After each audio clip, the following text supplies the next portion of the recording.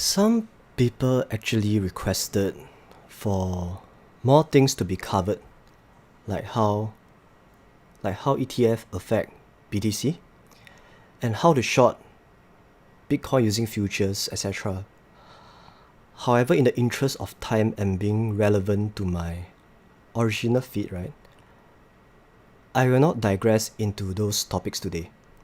The objective of this stream is to address two key things.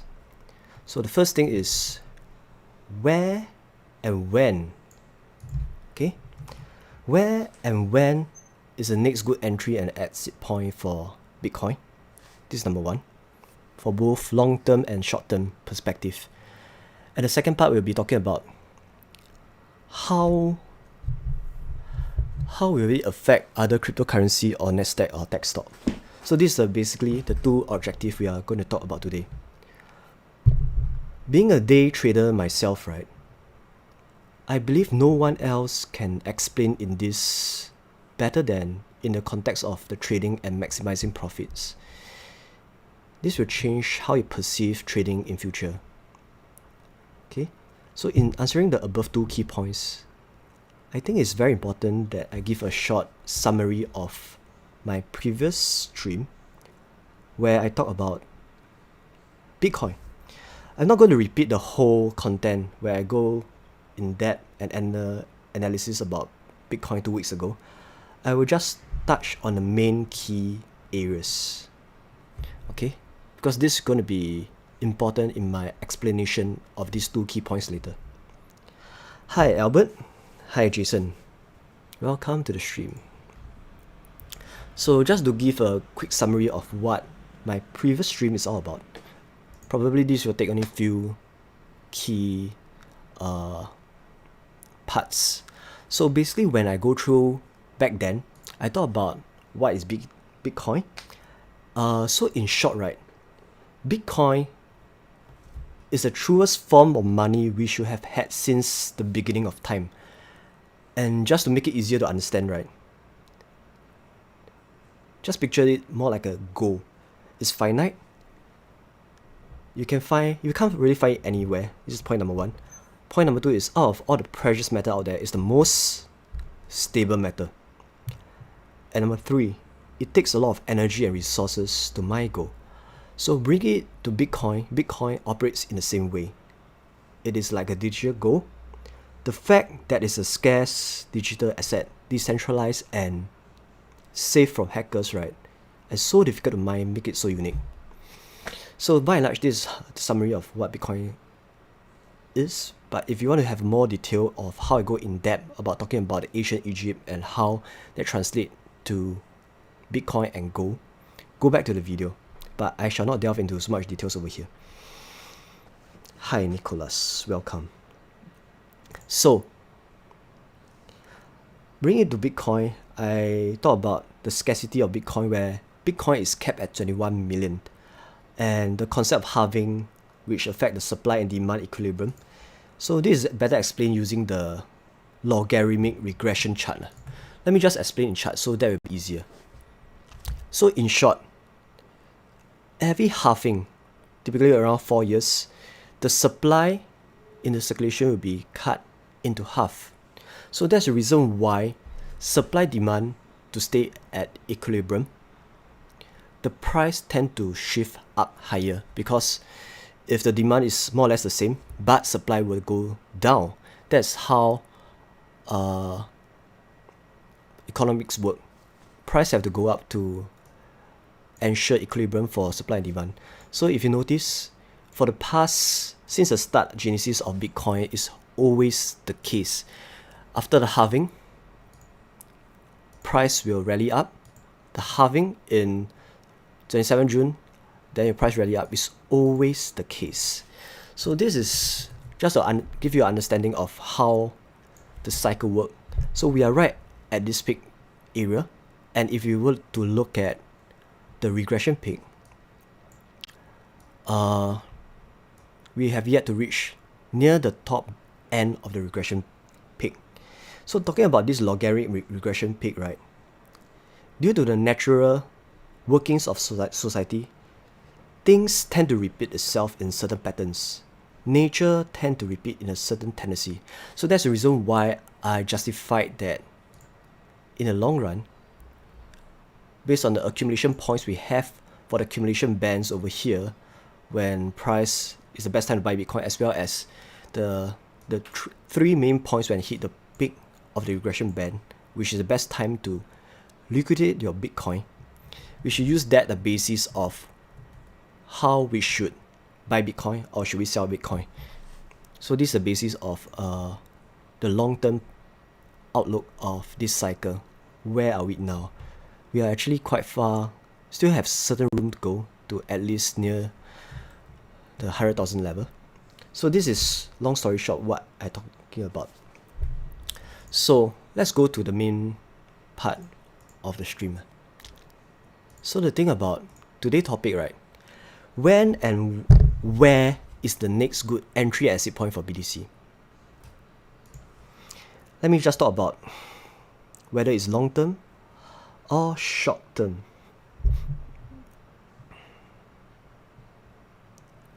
Okay. If you talk about long term, whatever I just talked about just now, the main levels we should look out for, regardless of whether there's manipulation by the big boys or not, right?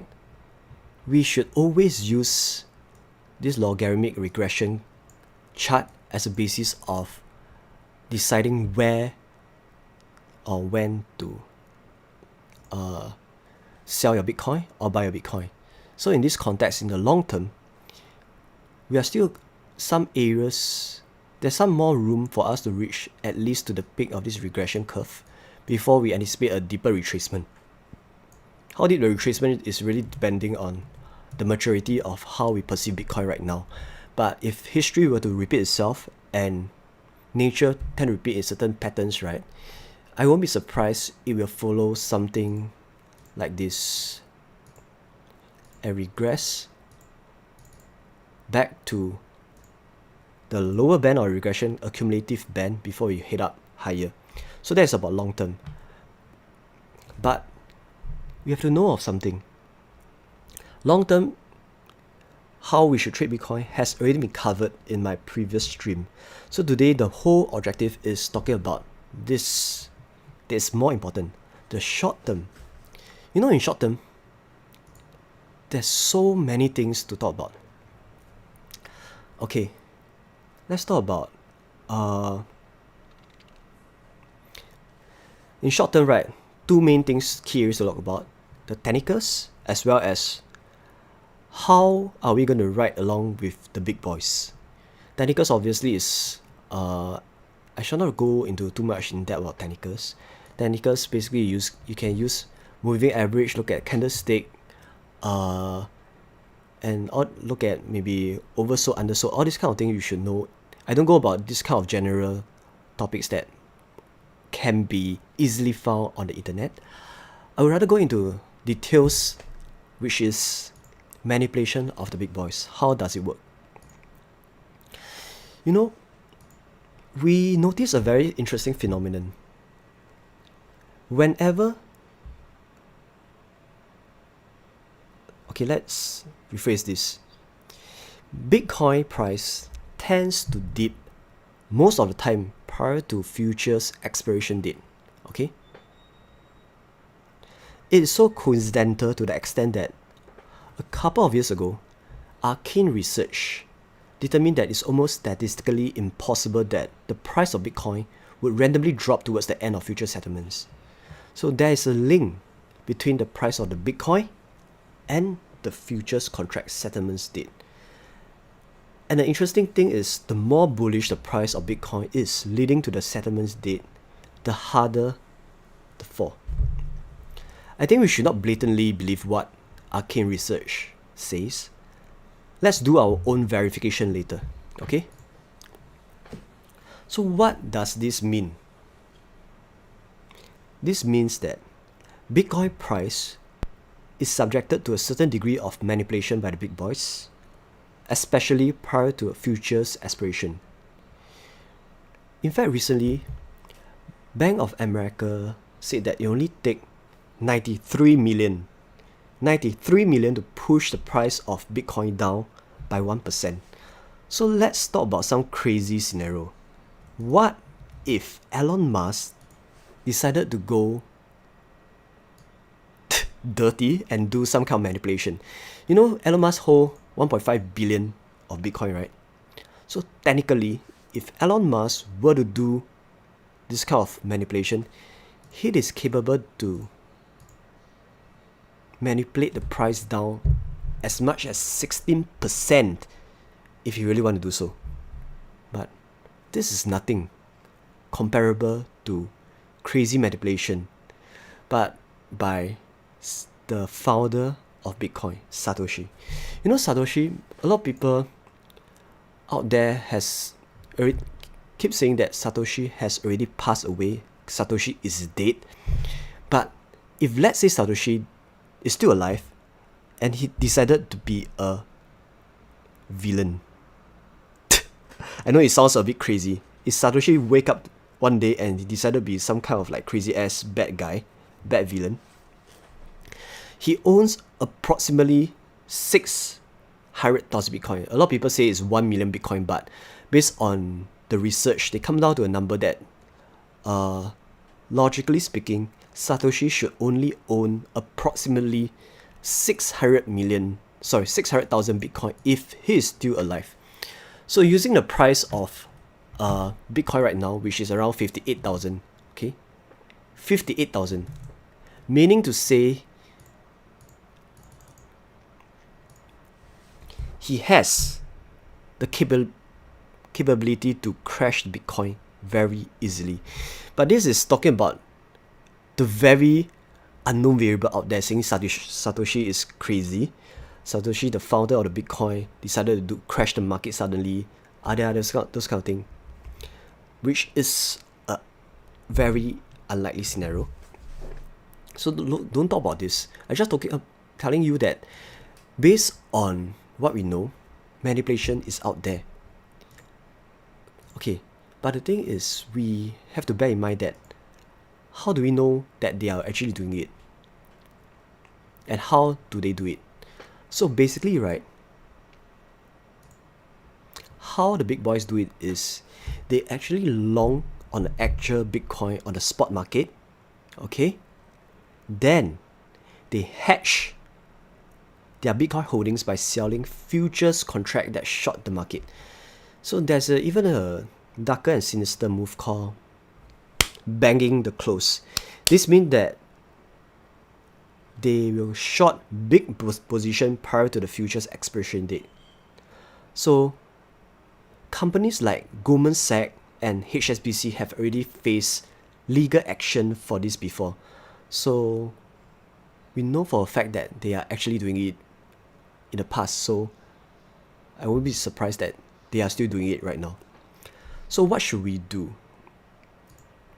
You know the thing about futures contract, right? We have to bear in mind of potential big dips prior to big major future expiration date, and right after expiration date, find opportunity to enter the market. While there are weekly Bitcoin futures contract and monthly contract, right?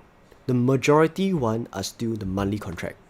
So if you look at the historical Bitcoin contract, it always close most of the time on the last Friday of the month. So back from 2018, you look at the last trade date, January 26th of Jan, February 23rd, this is 1st of April, but most of the time is on the last Friday of the month. So the thing about this future contract, you have to bear in mind of something. There's another huge Bitcoin futures contract market. They are called the quarterly contract. So the thing about recently 26th of March. 26th of March was a double whammy, or similar to something like the triple witching, where it's a close of the weekly contract, weekly futures contract, the monthly, and the quarterly. to finish off the whole quarter one of 2021. So approximately 6 billion worth of contract expired that day. So does the 15% dip of Bitcoin just before last Friday closing make sense to you now? And as soon as the contract settled, the price magically started going up again. Let's look at the chart so that you guys will understand what I meant. Check this out. 26th of March. Let me remove this so that you guys will see this clearer. Hide this. This yellow line that's going down here is pinpointing the expiry date of the 26th March futures contract. Look at this. Price dropped 15%. And what happened after expiry? It goes up.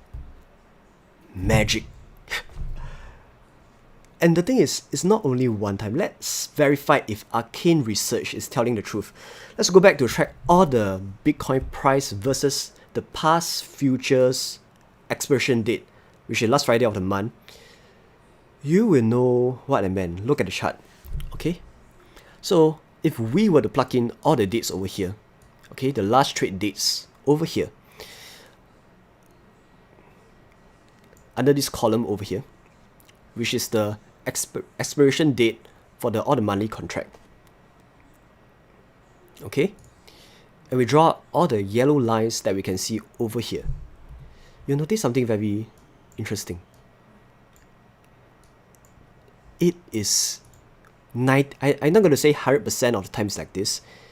It's 90% of the time it's like this. It doesn't take a genius to know that the big boys are doing this. So, aside from what Arcane Research has said, they mention is statistically impossible. To me, if I were to do the self-verification, and you guys as well, if you guys do your own self-verification, you'll notice of something. It is nearly always the case. Dip, up, dip, up, dip, up. Except for this case, which is anomaly, because it's a very bull market. Except for this, it's always the case. There's so much example for you guys to look at. I don't think you need to be a genius to look at all of this. You can do all your backtrack. Okay? So, meaning to say, how are we going to do about this? Are we going to let the big boys just bully us around?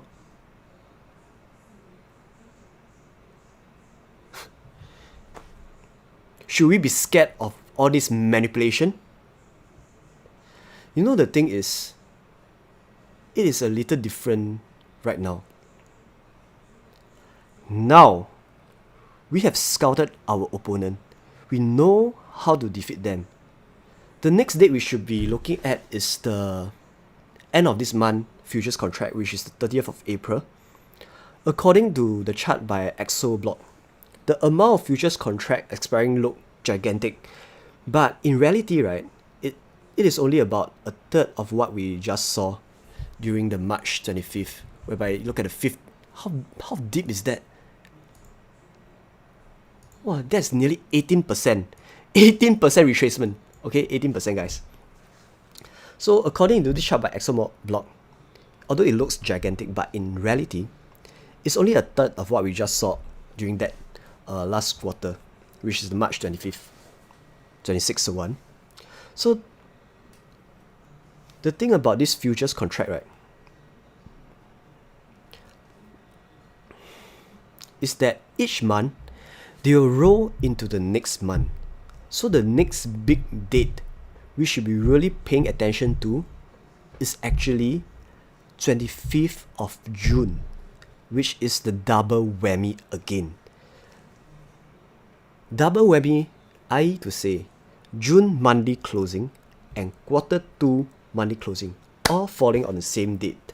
So by the time the contract would roll into one another, we are probably looking at well above 6 billion worth of contracts expiring that day. Similar to this one. Similar to this one we just saw on 26th of March, which is 50% of dip. And right after this, magic.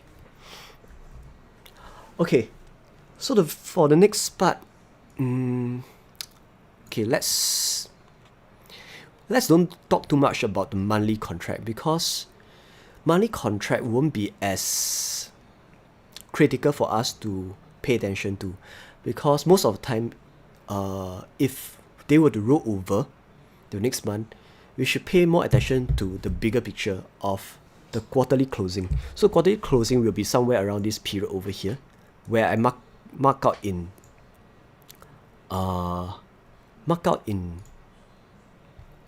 red. So how are we going to do about this is set an alarm during the first week of June period. So price action could do something like this. Whatever it does, I would suggest don't do anything, because technically, based on the fundamental of Bitcoin and the fact that the quarterly contract has just ended, and there's a higher chance that Bitcoin will be a bullish uptrend all the way until when it hit this time zone, whereby the quarterly contract as well as the monthly contract will expire on the same day. Obviously, there's a chance that you will do some kind of retracement and stuff like that. But in making decision of whether to sell, whether to hold, we have to ascertain what is the most likely profitable outcome, most likely decision we should make. So, being a day trader myself, whenever we make a decision, we have to know what is the probability of success. So for the probability of Bitcoin going up slowly, regardless of retracement, the probability of it going up is so much higher as compared to saying, oh, it's going to go down. Because in the bigger scheme of things, we have yet to even reach the higher band of the logarithmic regression band. So that's the reason why I explained my previous stream, for you to have a contextual knowledge of why we are so bullish on Bitcoin, because we have yet to even reach this band. If pattern were to repeat itself, if based on natural tendency of the society, we should expect Bitcoin to at least reach this zone before the very big retracement.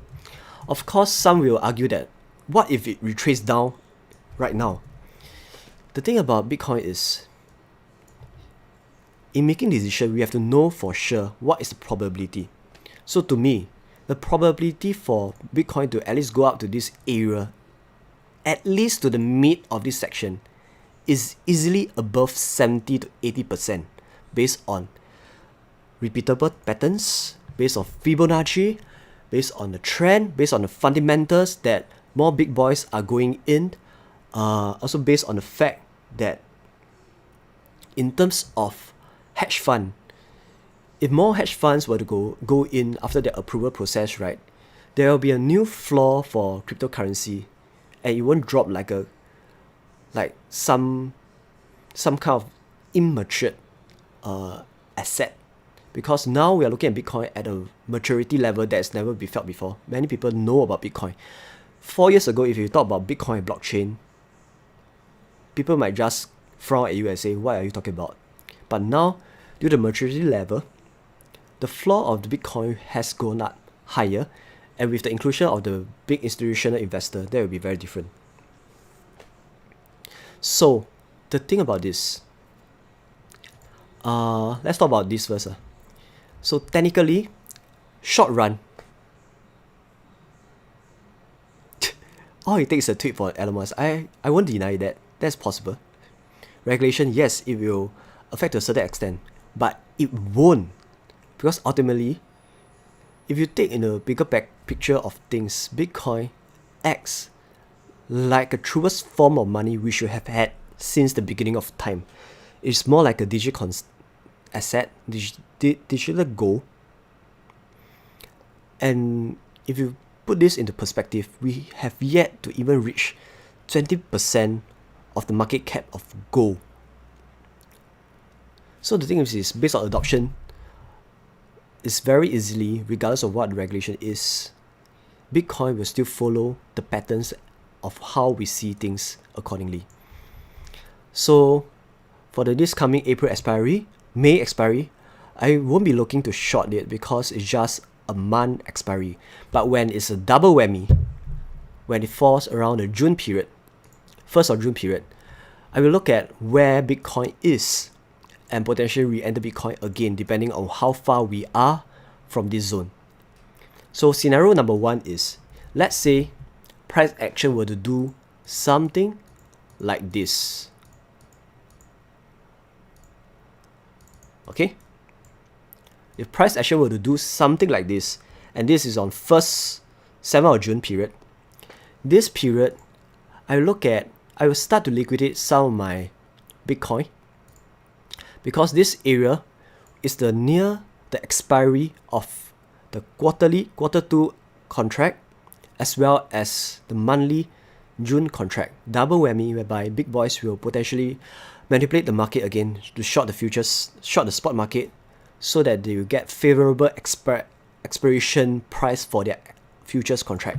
So with that in mind, right, potentially this area I will liquidate at least 90% of the Bitcoin and let it retrace until the expiry, and magically, just like how it do after expiration, I will look to re-enter the Bitcoin market again. This is, just bear in mind of one thing, this is provided we have yet to reach the regression band. Still remember I talked about the long term and short term?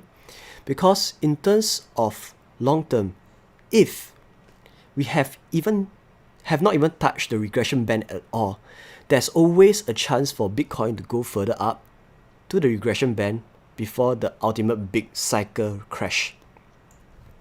So with this in mind, this is scenario 1, which means it reached this juncture maybe around 70,000 in June, but have yet to reach the regression band.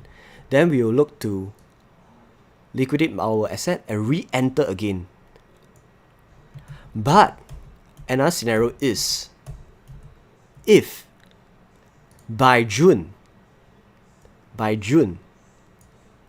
this has happened, look at this has happened, then it's a different story, guys. That will be a different story. Based on confluence of regression band that we reach the cycle peak, and big boys is potentially pushing the price down, we could be witnessing something like this.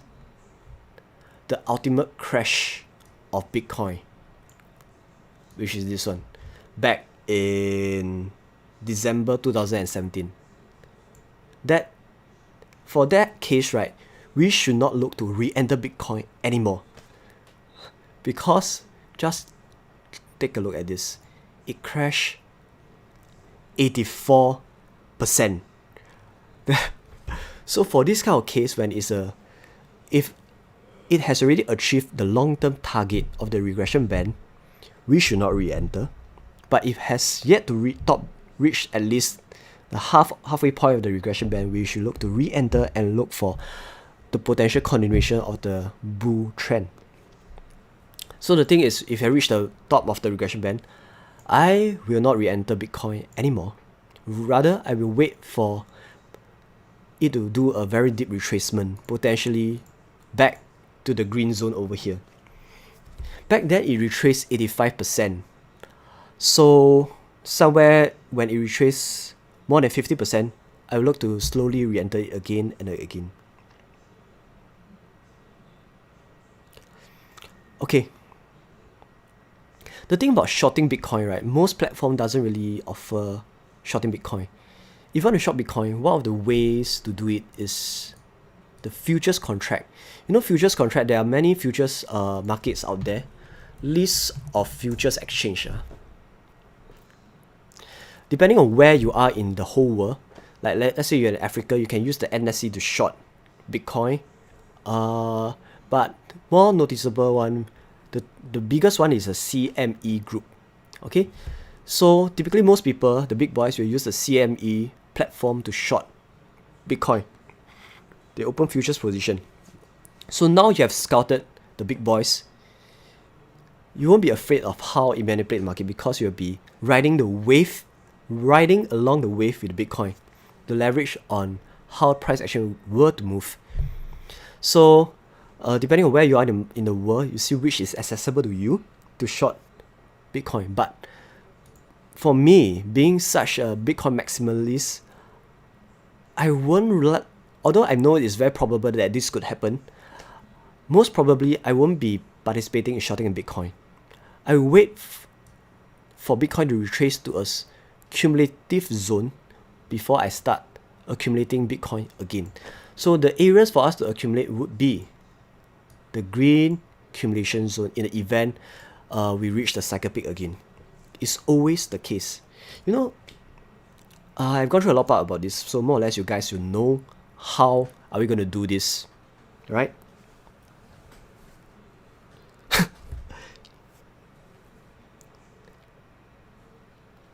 Yes, that's possible. Okay, let's talk about the next part of the stream, because the stream is going a bit long. It's already 30 minutes. How will it affect our other cryptocurrency, Nasdaq or tech stock? You know about this thing, right? It really depends on whether you're looking at the bubble crash or just a typical small retracement. No one can really predict when it's a big crash or a small retracement.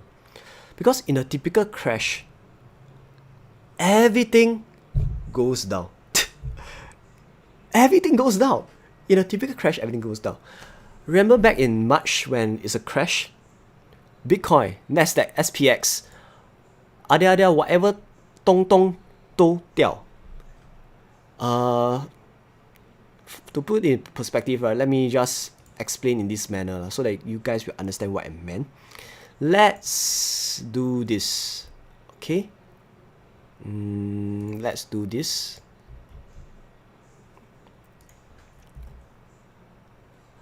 If we were to pull out the SPX chart and compare Nasdaq,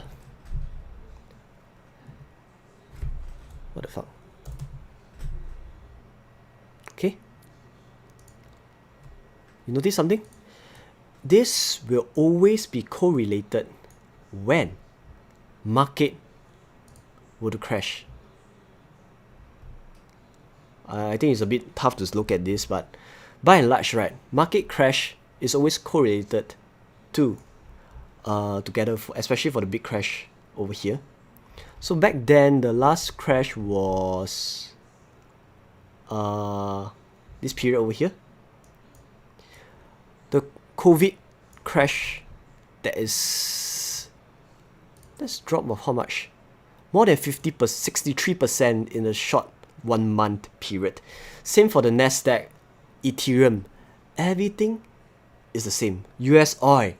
So in short, right, as long as you're talking about a big crash, regardless of what, they will be all correlated for a big crash. Let me just pull out the Nasdaq chart for you guys to see for a simplified way of understanding this. Look at this. So the same period applies. Look at here. During the pandemic, this happened. SPY, using the pandemic, this happened for SPY. What about the oil? US oil. During the pandemic, this happened as well. So meaning to say, if it's a bubble crash, everything, regardless of cryptocurrency, Nasdaq, tech stock, potentially we'll see all of them having a very big bear rally. So actually with this conclusion, right, we can more or less kind of predict when would this happen. When would this happen? This more likely happen during the time where Bitcoin actually reach the top of this band over here. My personal view would be, once Bitcoin were to reach the top or the peak over here,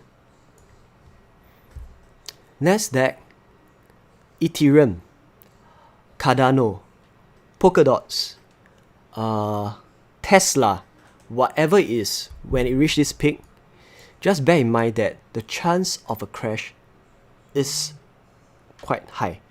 So if I were you,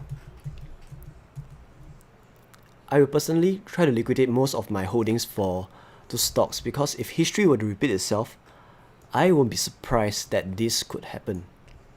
Look at this. This could happen.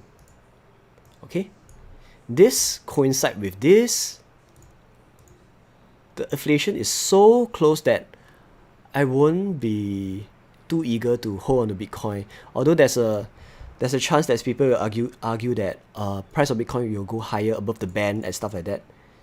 But stop here for a moment.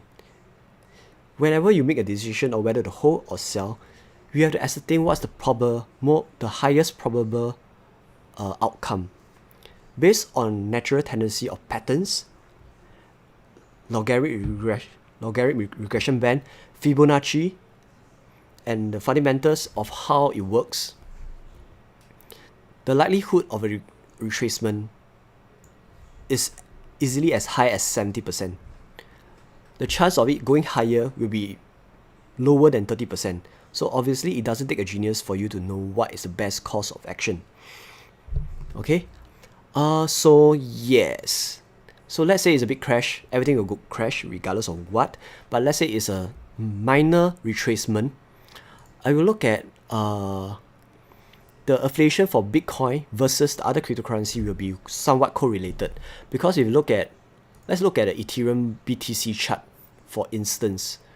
Let's close this.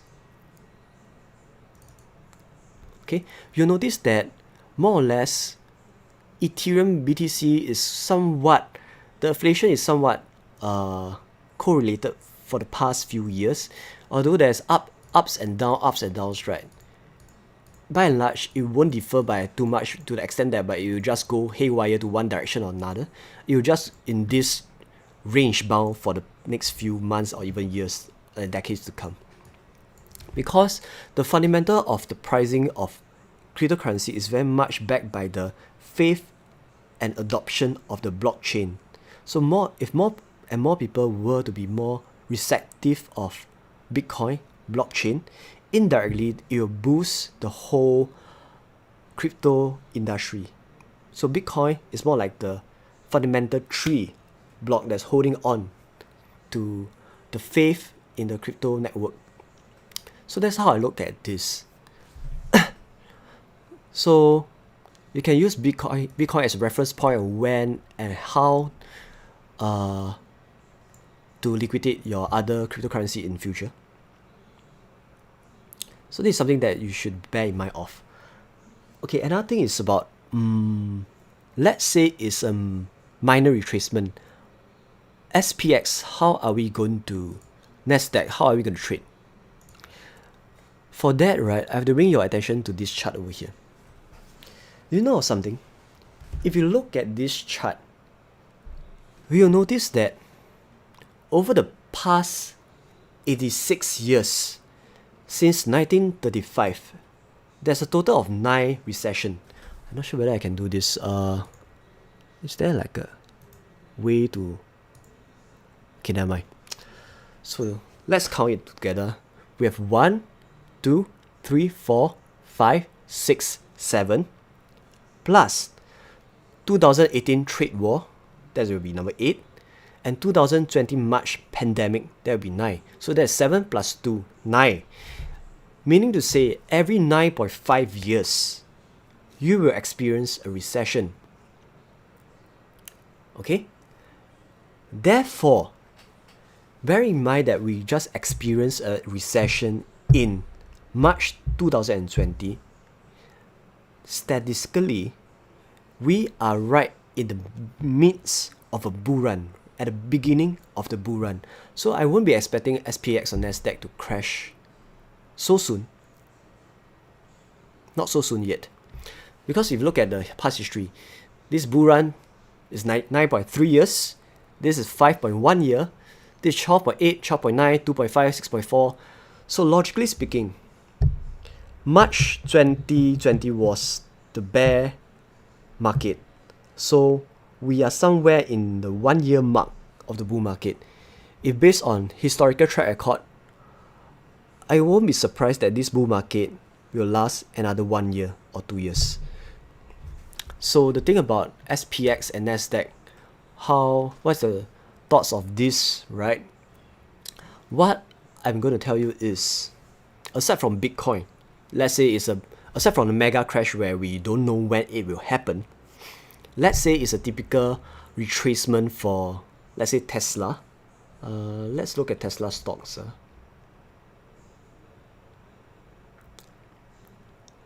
Okay, Tesla stock. The very typical way of trading Tesla stocks is, you must know of something. Tesla stock is actually tech stock. Okay, the reason why I didn't participate in all the tech stocks during the early part of this year is because I know for sure all the tech stock will have a very deep retracement. I won't want to participate in them because if you know, okay, the thing about, in terms of fundamentals, right, you must know that the interest rate, if you look at the US 10-year government bond rate, right, it is freaking high. It's around like 1.6% right now. The reason why this will affect tech stock is because when this 10-year treasury yield is high, we kind of anticipate the whole market consensus is expecting interest rate to increase. They are expecting inflation. So tech stocks like Tesla, whereby its value is so much dependent on its future expected cash flow because it's a high growth stocks, is very much dependent on the future cash flow that will generate for the company. So bear in mind, if there were to be a very big inflation that is perceived by the community out there, those future cash flow, if you discount them back to the present value, it will be a much lower value. So that's the reason why most of the tech stock, be it NIO, Tesla, they experience a very big retracement. So just bear in mind of this thing. So for tech stock like Tesla, always go hand in hand with the US 10-year treasury bond yield to see where are we. Is it a good time to invest in tech stock or not? So in the event the US 10-year treasury will actually do a deep retracement back to some kind of this level, that is when I see it's a good time to invest in tech stock like Tesla, NIO. For now, I don't really see a case that is a very good investment because they don't have a confluence between the macro level of the interest rate, inflation, as well as the good fundamental, the good technical setup for Tesla. Although I'm very bullish for Tesla, I'm also very wary of whether it's a good pricing to enter again. So, for more conservative way when to enter Tesla, right? I would actually re-enter somewhere when it fulfill two things. The first thing is US 10-year treasury yield to go down lower, potentially to at least 1.3% or so. Second criteria would be Tesla to retrace back to some kind of important moving average level. So one of the important moving average level would be somewhere near this level over here, maybe near the 500 level. That will be some kind of confluence. Then I will start re-entering Tesla. Of course, there's a chance that Tesla will just fly away like nobody business, but even so, it's not really a pain for me because I am a swing trader. You guys, if you know me, right, I participate in a lot of swing trading whereby I hold for less than 1 week. So I enter and exit out. If there's no Tesla, I can find other opportunities in the market. There's more than 8,000 stocks in NYSE itself. So even if I can't capitalize on the profit on that Tesla, I could actually do on other things. For example, recently I do on this trade. I do on some recent trades. I think it's good to share with you guys. Okay, I do on CGC. I do on CPE. In fact, you can go to my trade history. You notice that I do so much swing trading, and I capitalize on the small profits and just exit. I do a TME. TME is the best part. You know TME, right?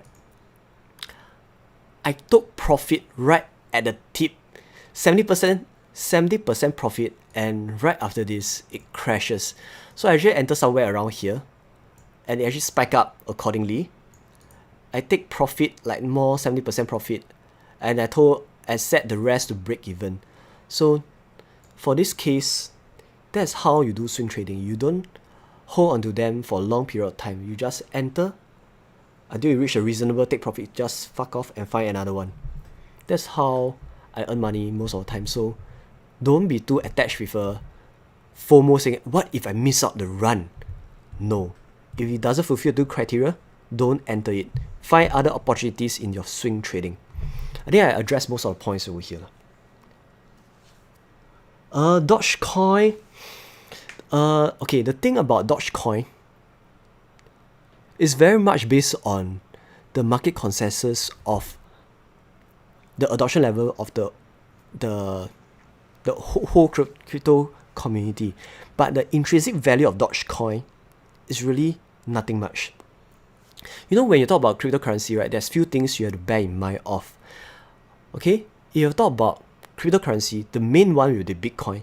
Bitcoin is the fundamental of the holdings of the belief of the blockchain, and more like a digital gold perspective. Okay, Bitcoin is nothing about smart contracts. Don't confuse Bitcoin with smart contracts out there. In terms of smart contracts, there are four main smart contracts that we should bear in mind of. The four main smart contracts that has some functionality in them, we have some kind of value in terms of platform. They are Ethereum, Cardano, Polkadots, as well as Binance. These four have some functionality in them whereby users for that platform will actually come up with contracts that can be bind to that can override functions of the intermediary, be it functions of the lending of the coins, be it of whatever contracts you can think of. So those are the cryptocurrency that have value, that have potential for growth, and some other things whereby you understand and you see room for it to go up. But Dogecoin, aside from meme, it doesn't offer any intrinsic value for it to hold on all the way. So just bear in mind, if you want to buy cryptocurrency, understand what are you buying, when and whether there's a potential for it to go higher.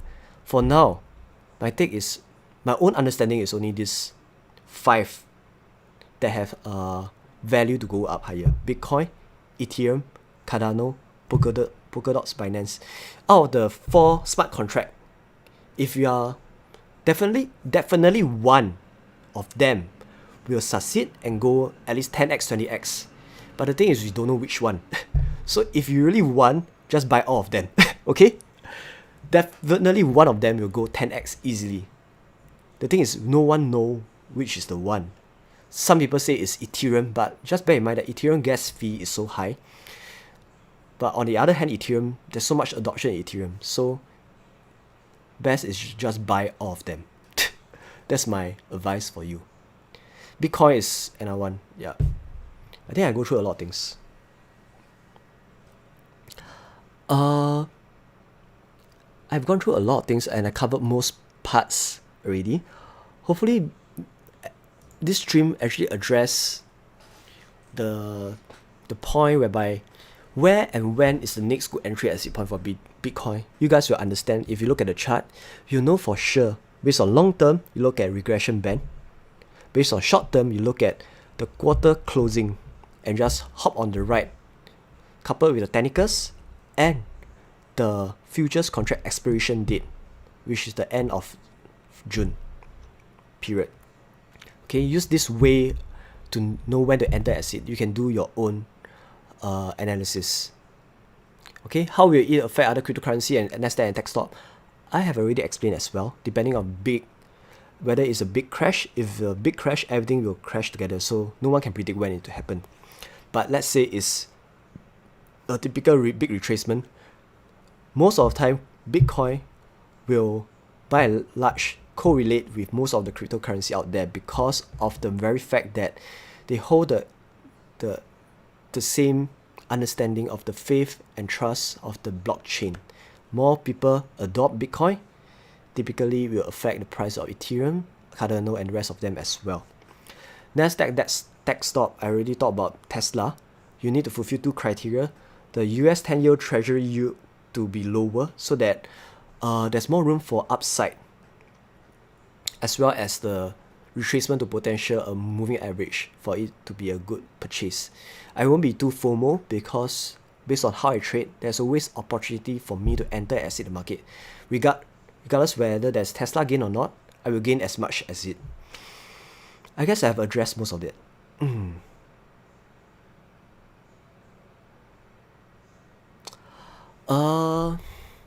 So long story short, how I'm going to predict Bitcoin, I can't predict. Honestly, there's no way for me to predict what Bitcoin will do in between now towards around June period. It could do this, it could do this, but one thing for sure, 70% of the time, or more than 80% of the time, it will be higher than what we are right now, somewhere around. Okay, my thoughts is 70% of the time it will go above $70,000 easily, and potentially 30% of the time maybe it will retrace to $50,000. So using the math, if you know there's a high probability it will go there, but you just don't know how it will go, it will do like whip. What are you gonna do? Obviously, the simple way is don't participate in all the noises. Buy Bitcoin, hold it until June period.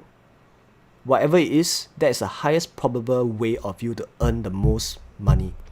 Unless you're talking about intraday trading Bitcoin, but I don't advise anyone to intraday trade Bitcoin using eToro because of the spreads, the in out, it's not really feasible at all. So for me, most likely I will hold Bitcoin all the way to June and liquidate at least 90% of the Bitcoin when it hit June period.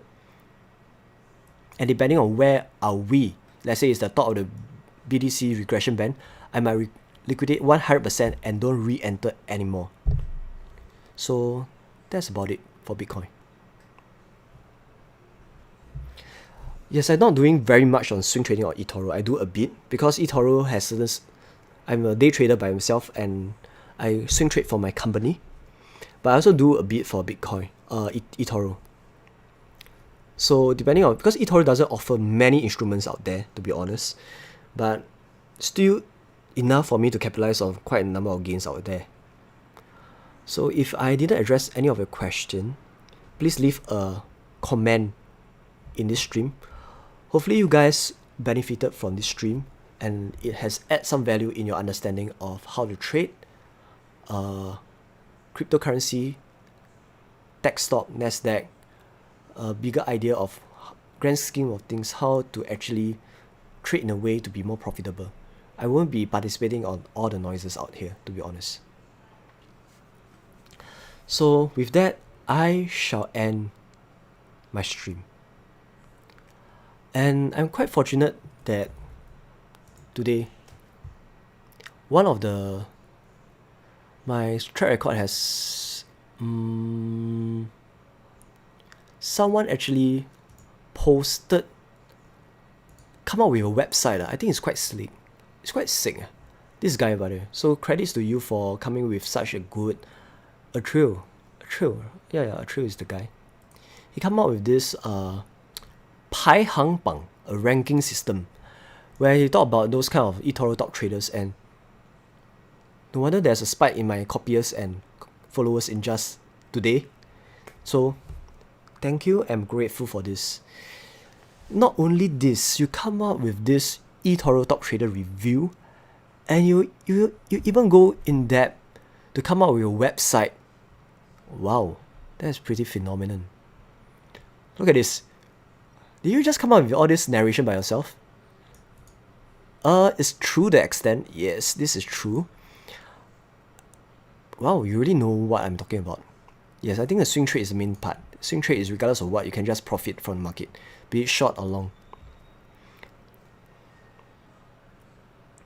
Yeah, with that, okay, one last announcement is the thing about me for promotion to elite status, right?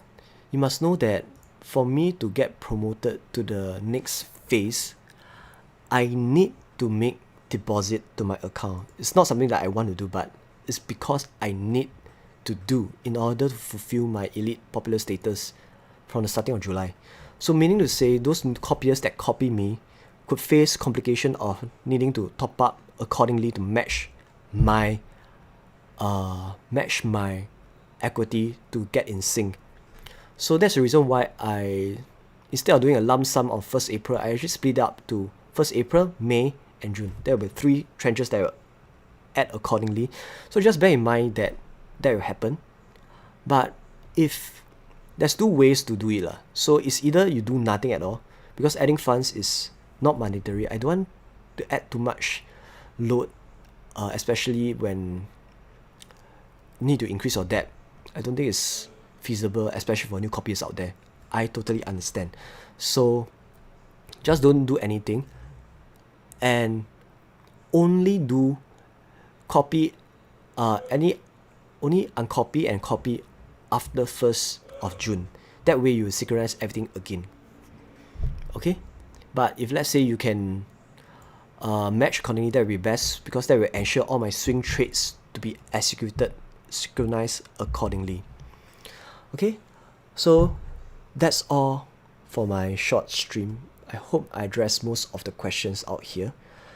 It has been 1 hour, so I shall not continue on this.